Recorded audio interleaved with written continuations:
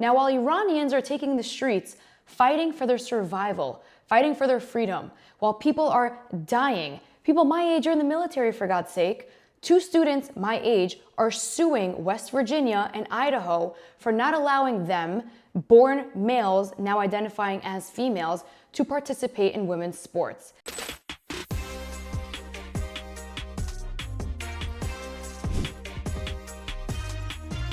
From courtside to Capitol Hill, crossing boundaries and borders, if it's trending, I'm talking about it. This is the Emily Austin Show. Welcome back to the Emily Austin Show. As you can see from the studio, makeshift studio behind me, I am in Miami for the next two episodes because duty calls.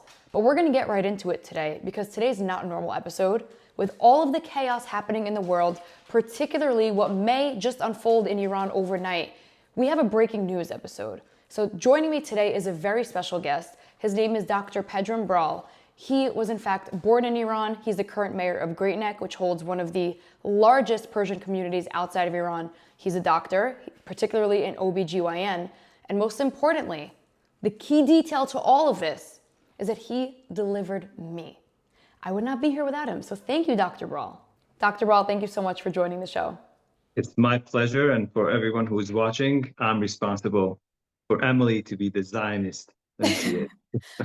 From now on, all of those hate mail, all the DMs, redirect them to Dr. Pedram Bral. It is his fault I'm here, aside from my parents, but he's responsible for me. I don't want to hear it anymore. I just didn't drop her, that's why. So we chat earlier. I wanted to bring this conversation a little more public because it really deserves more attention. I was fascinated that you didn't come from Iran, from Tehran, to the United States as a young baby. We hear a lot of the stories on the news. A lot of children remember their parents dragging them at gunpoint. You came as a teenager, 14 years old. I mean, you must have full recollection of what that process was like. Can you share it with us? Sure. So, I was a teenager, and after my brother left about 5 years before we left, and we came to America. Originally, we were supposed to come through he took the last plane to Israel. And then after that, we were there for 5 years before we were able to leave. So the whole process was that we were going to actually come through Turkey with donkeys and horses. And then my parents were able to figure out a way that they got us some passports to be able to leave. So we went to Italy for about 4 months. Wow. And then from Italy, we came to America. And what year was this? 1985. Why did your brother leave before the rest of the family? So one of the rabbis came from Israel and said that this is the last plane out of Iran. And it was right after the war between Iraq and Iran started. So they were trying to gather all the teenagers. He's 4 years older than me. So at that time he was also 14 or 15 when he left. So he had to leave because they were afraid that he's going to get drafted soon to the army. Wow. So he took the last plane out. So for 5 years, my mom did not see my brother. So he was crying every night. It's tough times. What were the warning signs that really convinced your family to flee? I know obviously sometimes we talk about the Holocaust and we ask ourselves, well, why did they stay? Why did your family stay for so long, and what finally pushed them over the edge? You see, nobody actually thought, not nobody, a lot of people did not believe that Shah is going to go. And everybody says, oh, this is some unrest, and it's going to come to an end after a couple of months, maybe a year. People will realize that this guy's up to no good, and then they're going to depose him, and Shah is going to come back. But then after 5 years, there was a rise of anti-Semitism. Really, there was a rise of anti-Semitism, and people start realizing, I used to get bullied in school because I was a Jew. Wow. And my father was a senior teacher in the high school, and then there was this younger guy who came in and told him how he has to teach. There was a lot of issues, and it was very uncomfortable at one point, and you had to be very careful what to say. Pretty much what's going on now we see in Europe and in some parts of America. Do you actually think America is getting to the point that Iran was at? There are similarities. The whole revolution started from unrest in universities, the chantings and burnings and burning of flags. And we saw that what happened. I mean, we saw what happened multiple times in the past few years. So a lot of people who lived in Iran, they compared what's going on in America with what was going on pre-revolution in Iran. Wow, that's frightening. On the topic of universities, before we get into more of the modern day Iran situation with the Islamic Republic, has it been disheartening, at the very least, that I need a stronger word than that, to see all of the support for Palestine on all of these college campuses? You saw Harvard, you saw Penn, you saw absolute riots at Columbia, and then over 12,000 people at this point, it may be 20,000 over a span of a week, maybe even less. And you don't see any of the outrage. You don't see the encampments at Harvard University. You don't see one riot, one rally on campuses. In fact, all of the human rights activists and social justice warriors have been completely silent. How does that make you feel?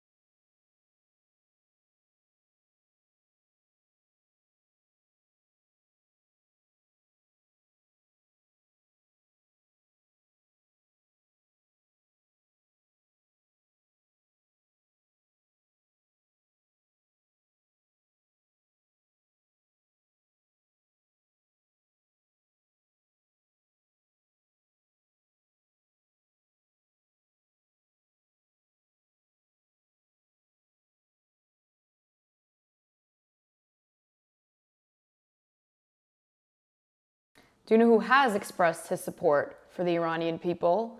President Trump. We're in a bit of an uncertain point where we're not sure if, still unclear, will President Trump intervene? Will he not? I mean, he's been in support over X. He's been on Truth Social.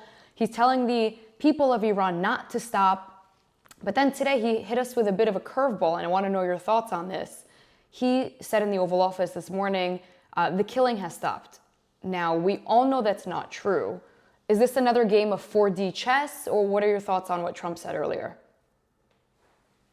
Unlike many people, I really do believe that President Trump is extremely smart when it comes to making deals and creating mirages. We saw what happened during the 12-day war. I mean, he said that he's going to start talking to Iran, and the next day he went in and he bombed Iran and came out and demolished their nuclear capabilities. I don't know what he's going to do. It's funny. Someone else asked me today, what do you think President Trump's going to do? I said, listen, if, he doesn't call me and say, Pedram, I'm coming in, I'm going to do this too. He does what he has to do. And I'm sure that people in Congress don't even know what he's going to do. Probably Rubio knows, probably his generals know what he's going to do, but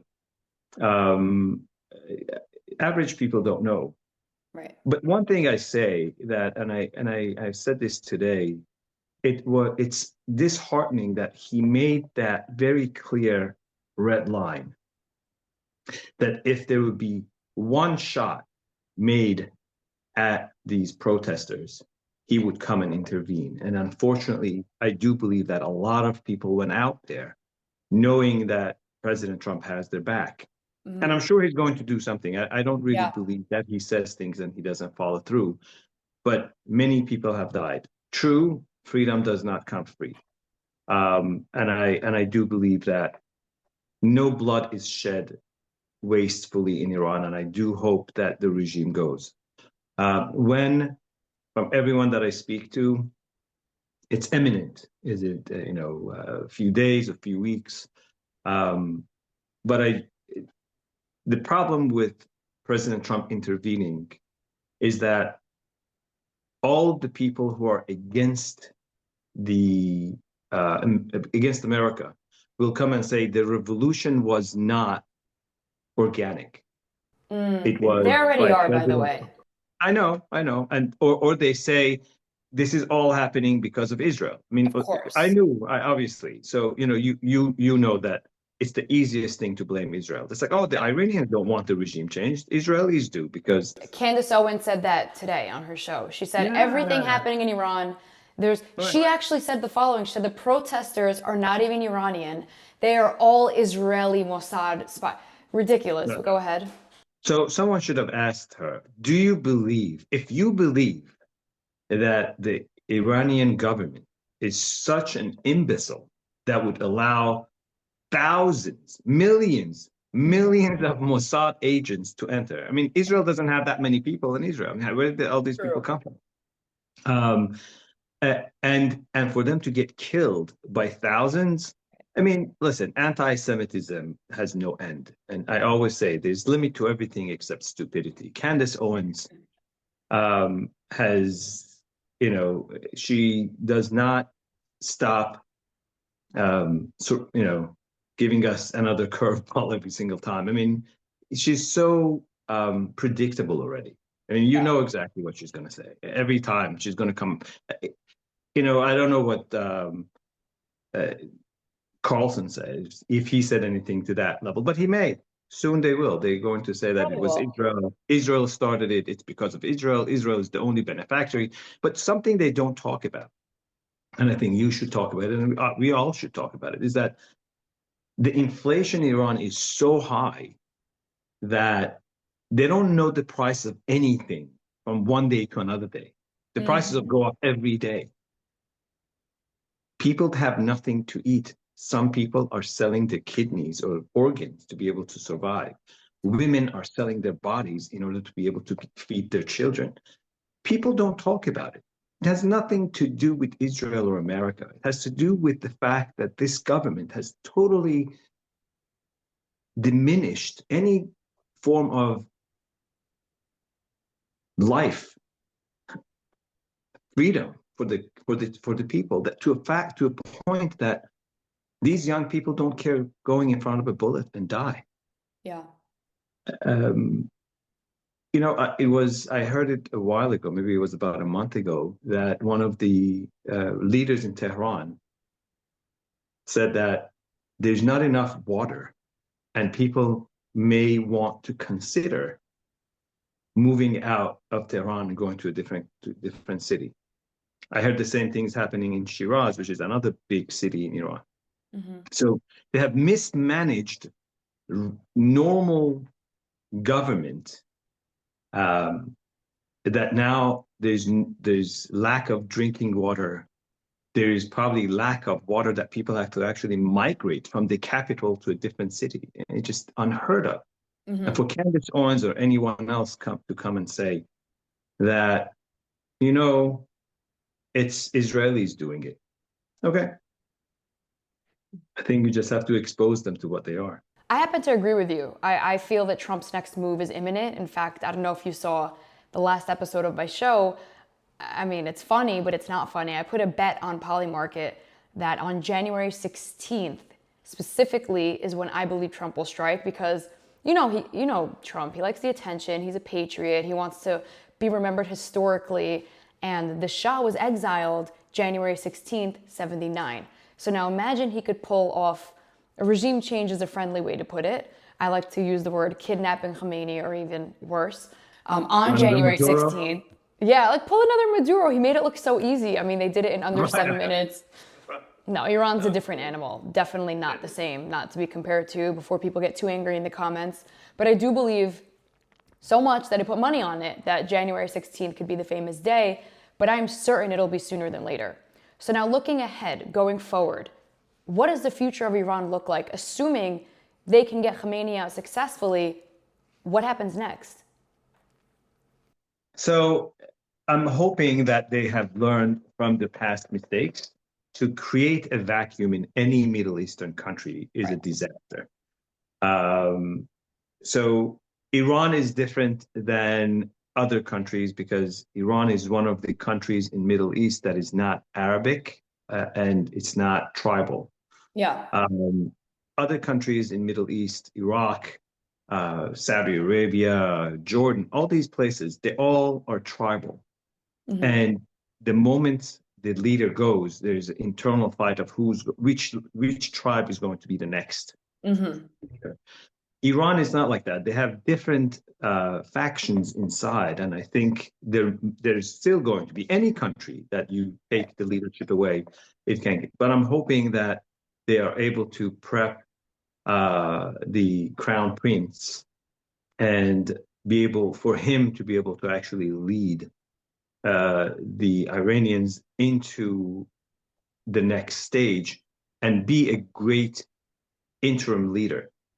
I don't know if he's interested to actually stay a leader or become a king. At least that's not what he's saying. But I think they definitely do need an interim leader until they have enough people to bring few people to be voted for either prime minister or president or something. I don't think they will have a king again, but I don't know.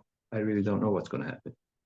You said vote in a new leader. Do you feel that democracy is something in Iran's future? Because a lot of the times, I mean, we look what happened in Gaza, Hamas was democratically elected. That's also something that people should take into consideration when it comes to Iran. I mean, correct me if I'm wrong. You were born there. I'm just learning all of this now. Pre-79, things looked fantastic. Yet the people of Iran wanted the Shah out. And then it's almost like be careful what you wish for because we saw what preceded him. How certain are you about the next steps of Iran that even, do you think democracy is an option is my question. You see, in Iran, they consider themselves democratic today because they say Really? they do vote for the prime minister. It's all rigged. Right. Um, I don't want to ever compare Iran with Gaza. It's a whole different ballgame. The education is different. The mindset is different. They're not Islamic. They're not Islamist, I should say. It's not a country, except, and there's a big difference. I do believe there's a big difference between the people and the government. Mm-hmm. Whereas in Gaza, the people are the government. They're pretty much the same. They're inborn. They learn. Those are the people that listen. We saw it on October 7th. Right. It wasn't only Hamas that came and attacked the Jews. It was a lot of the residents that were supposed to be quote unquote civilians that came in. I don't think Iran is in that level. Again, I haven't been there for many years, since 1985. But from what I see, they want to be westernized. They want to live a Western life. They want to have the freedom of people in Europe and in America. Many of them love Israel because they see that Israel is the beacon of freedom in the Middle East. Israel is the only democracy today in Middle East. There's no other democracy that I can think of that exists freely. A true democracy. I'm not talking about people that would like to call themselves democracy, but so I do believe that Iran is different. I do believe that they understand the importance of voting, unlike Iraq, for example, or unlike Afghanistan. that there's no democracy in those countries, and it's very difficult. It takes generations, I believe, Right. 1 or 2 generations to teach democracy, and they don't understand it. It's just hierarchy. Whoever has higher power takes the rulership. Do you feel that in your lifetime, at least, you'll be able to go back to Tehran at some point? I would love to. I mean, I don't think I would ever live there, but it's a beautiful country.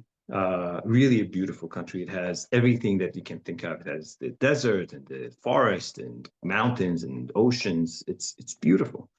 I would love. I definitely would love to go back, but I do believe it's going to happen in my lifetime. Yeah. I believe that, we are joking around that next Passover we're all going to spend time. I was going to ask you that next. So you took my joke. Right. Yeah. So, but Passover we're still going to say at the Passover table next year in Jerusalem. I don't think we're going to say next time in Iran, but maybe afterwards, Exactly. Just make a joke. I would love to go and visit for sure. On a very serious parting note, where can one viewer find the best Persian food outside of Iran? Ideally in a country that we can eat in. Let's just say the United States. Where? Anywhere in the US, the best Persian. My wife's kitchen. Your wife's kitchen. Is she available for catering? It's funny. I did ask her. She's not interested. Oh, I was kidding. She's not interested to cater, but the best Persian food. I do believe probably in California, in Los Angeles, but Okay. it also in Great Neck. We do have, I don't want to mention which one because then I'm advertising for one of them and not the other one. But I do say that there are 3 Persian restaurants in Great Neck, and I think they're all fabulous. So you're saying Great Neck and LA have the best Persian cuisine? That's what I think, yeah. Very good to know. Outside of my wife's kitchen. Well, I am very interested. I can't go to Tehran yet. I would love to visit Dr. Bral's wife's kitchen in the meantime until Tehran You're always becomes an invited. option. I am inviting myself. Consider this an official invitation. Okay. Thank you so much, Dr. Bral. I really appreciate it. My pleasure. All right. Have a great one. It was nice talking to you, Emily. You too. Bye-bye. All right. Bye-bye. Now, Iran is not the only thing dominating the news cycle today. Back here at home, in the United States, we are busy debating in the Supreme Court whether men can have babies or not, and what the definition of a male and a female is. Now, while Iranians are taking the streets, fighting for their survival, fighting for their freedom, while people are dying, people my age are in the military, for God's sake, 2 students my age are suing West Virginia and Idaho for not allowing them, born males now identifying as females, to participate in women's sports. Now, I cannot believe this is still a conversation because I thought it died when Donald Trump became the president. All of this woke nonsense that we're seeing now is what I lived through in college, and honestly, I'm traumatized because I guess I have too much common sense.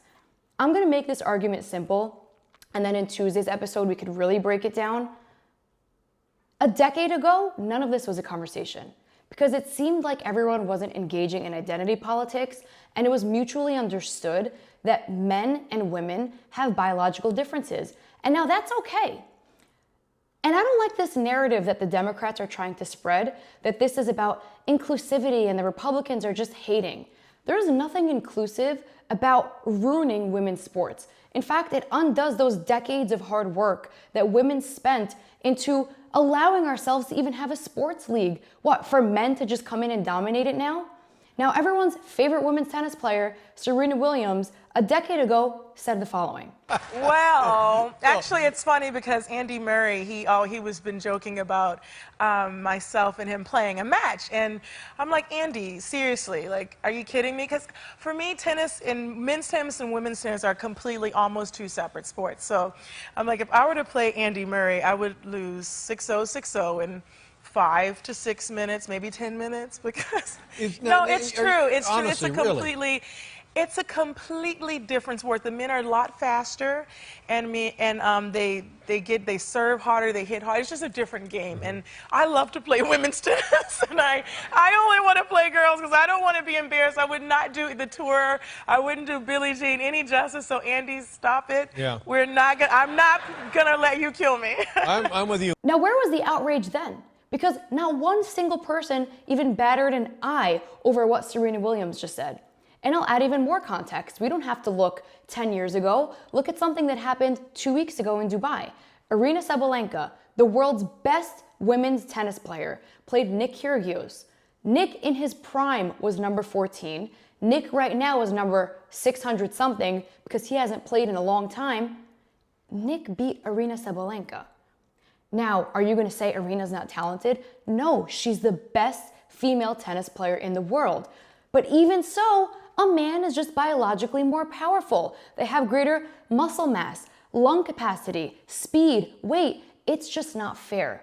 And I'm not saying you can't transition if you feel like it. I don't care what you identify as. Leave the children out of it. That's all I'm saying. You want to be a woman today and a man tomorrow?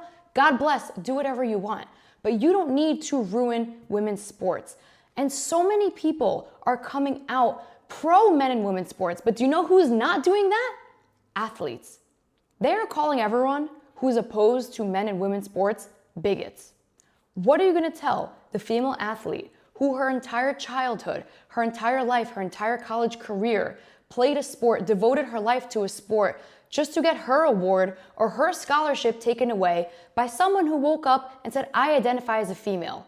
Why does this transgender person's inclusivity matter more than the woman's inclusivity? That is hypocrisy. So this whole narrative that it's just about bigotry and hate, that's not true. Because like I said earlier, there's nothing less inclusive than isolating women from something they fought so hard for. And it's embarrassing that we're wasting Supreme Court justices' time with cases like this. We have real problems in the United States. More to come on Monday, but I'm physically hot from this because I played tennis my whole life. I don't talk about it a lot. I very abruptly ended my short-lived career, but I was ranked in the USTA nationally. It was something I was passionate about. Now, my brother, Joey, he's a year older than me. We trained equally as much. Arguably, I trained more because I took it more seriously. And until today, returning Joey's serve hurts my wrists. I played a joke match against Yannick Sinner in Saudi Arabia, and I could not even return Yannick's pity serve towards me because he is so strong that it doesn't matter how strong I am. Let me tell you, I'm very strong. It hurts. Ben Shelton serves over 120 miles per hour. Who do we think we are that we could return that? Fools think that way. But you don't see athletes arguing about men and women's sports. It's only the common person who's trying to preach inclusivity. And notice one more thing before we go. You never ever see women going into men's fields. You only see males going into women's fields. Now let's think really, really hard. Why is that? Maybe it's because men have a biological advantage over women. Now that's enough common sense for today. Digest that and we will revisit this on Monday. Thank you for watching. God bless Donald Trump. And I really hope by the next time I see you guys again, Khamenei is no longer the leader of Iran.